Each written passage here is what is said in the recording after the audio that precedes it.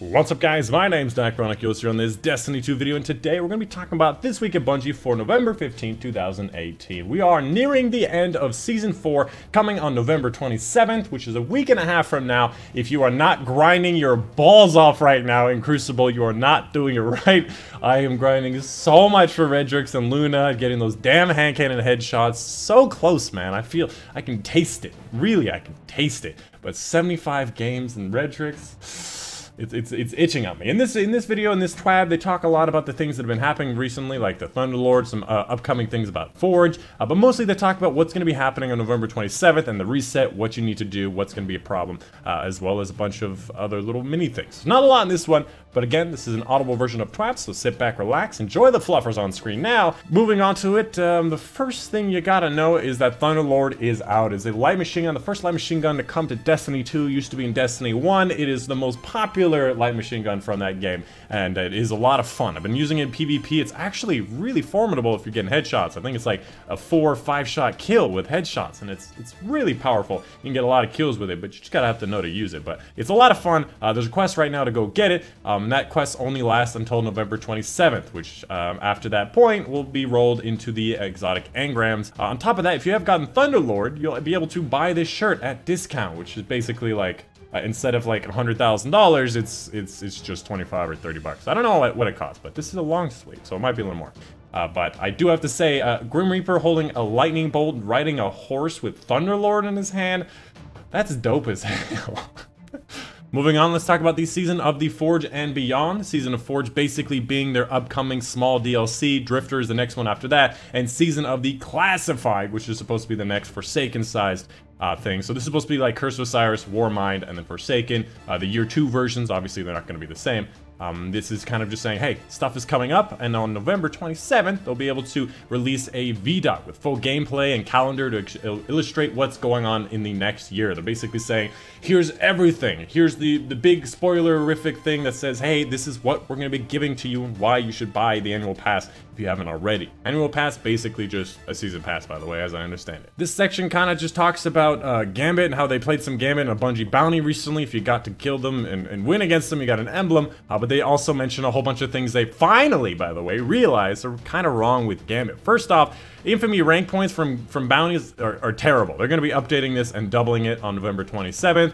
Numerous dailies and challenges, making them easier, because some of them are like, what, send over 25 small blockers, 15 medium, and like 5 to 10 large? That's a lot for 50 Infamy points. Holy hot damn, Bungie, what the hell? Subdivision rank ups, which is going to be basically between the insides of the specific rank. We'll have better armors instead of just those blues. It'll have legendaries now. They're also reducing the catch-up mechanics for the Primeval. So it used to be where if somebody's way in the lead, one team is way in the lead, the trailing team will get like a huge catch-up Primeval Slayer bonus, and they'll be able to melt their Primeval a lot easier than they should. And now they're going to be reducing that catch-up bonus to a maximum of 1 instead of being able to get like 4, which is ridiculous. Also, another issue with the meatball not giving you credit, which just sucks. But the most important thing I have to glean from this is gonna be the Infamy weekends. Double Infamy coming next Tuesday on the 20th, and Triple Infamy on the weekend of that same week. Actually, yeah, 23rd is probably the start of Friday. So, if you want to get your Infamy points, reset a 3rd time for that Ghost. I don't think you have to do it in 1 season for that Ghost, but if you wanted to play some Gambit, finish it off, you can do it next week. So it wasn't the last opportunity last week, but this week is the last opportunity for double and triple valor, which they say a little bit down below. This section, they wanted to talk about things happening and changing season. A lot of people are going to be having issues with completing certain triumphs and rank ups and getting certain weapons before the reset, and there's a lot of things that they're going to mention. But specifically, you're going to have a Nightfall rank reset, which I did not think they were going to do, which is kind of lame, but I guess, you know, you need to get the new Nightfall gun. It's gonna be a new one. You got a Valor rank reset, Glory rank reset, Infamy rank reset, and any triumphs that include the title Season 4 are required to do in a single season. So any of those things will reset, and you have to do them in the new season, or they will not be available because it's not Season 4 anymore before the reset. So make sure you do everything you can before the 27th. Honestly, go through each one of them and find out which ones you do not have. I'm thinking about doing a video where I literally highlight every single thing that's going to happen and reset before the end of Season 4, like all the different triumphs and all those different things. Let me know if you want to see that in the comments down below.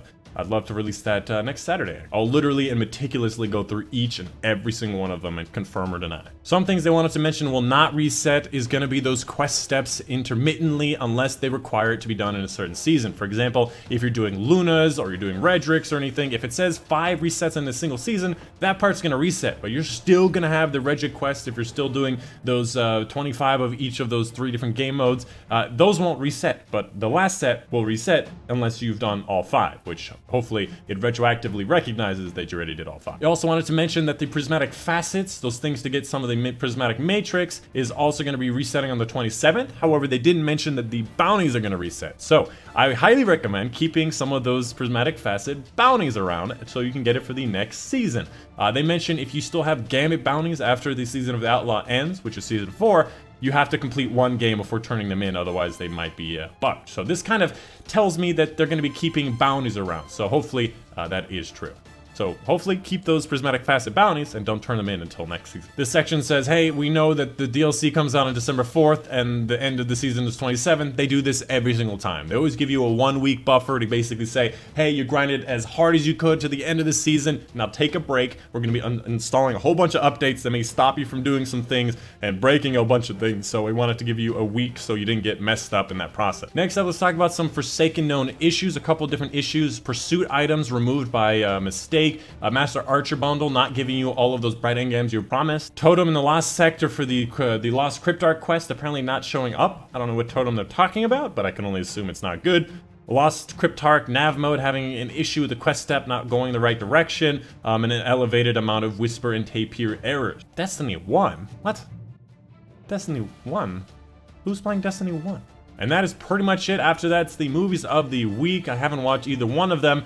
This thumbnail actually looks kind of cool. I know this guy. I've seen this guy's videos before. Yeah, it's S to Cross. I always forget how to say his name, but this video is bound to be fun. Lots of thunder, lots of thing. Basically, Thunderlord comes out. You gotta make a video about Thunderlord to get in the movie of the week. This is how you do it, by the way. I'm just gonna say, the way you get movie of the week is you figure out what Bungie is trying to promote on that week, and you just make a video showing that off. Basically doing advertising for them. That's how you get on movie of the week. If Luna's has been coming out just recently, and you do a 6-man Luna against Callus, even though it's not impressive, they'll let you have it. Like, that's all you really need to do it. Last things on this, basically they're doing a live stream, Last Wish raid along if you want to join them. Apparently if they ever wipe, Cosmo will get fired again, which is probably just a joke. And the very last thing is gonna be PS Excelsior. If you did not know, I hate to break the news to you, but Stan Lee has passed away just a little while ago, a few days ago actually, and that's just kind of a homage to him, the creator of Marvel, the co-creator of all of this stuff over on the left. Rest in peace, Stan Lee. Loved his cameos in all of Marvel movies. But that's pretty much it. That is the end of this week at Bungie. Hope you guys did enjoy. Thank you for watching all the way to the end. Of course, my name is Dychronic, and I will see you guys on the next one.